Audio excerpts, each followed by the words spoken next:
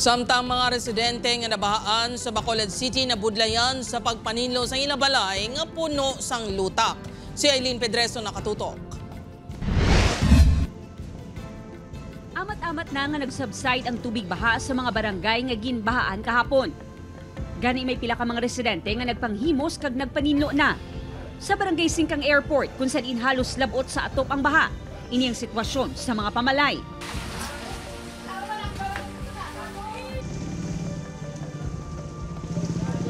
Lutakon ang sagwa kag sulod sa mga pamalay.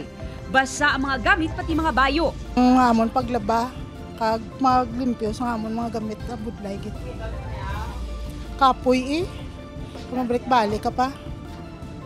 Kapoy gid. Doon na construction worker ka lang. Ugas, limpyo, paninlo. Ang iban, nagapanglaban na lang sa mga mapuslan pa nga bayo. Huwag man tamahimo. Kahit pagbuhat ng Lord.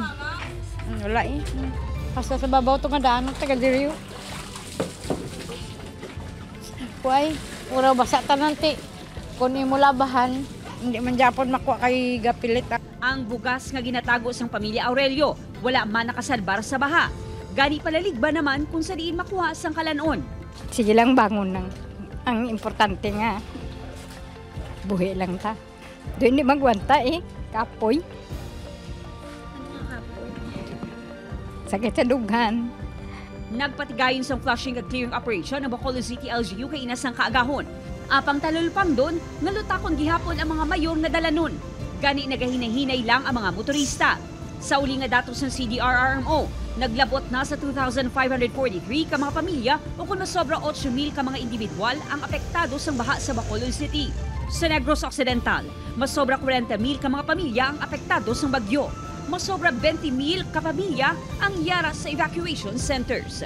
Upod kay Reynald Castillo, Aileen Pedreso, One Western Visayas.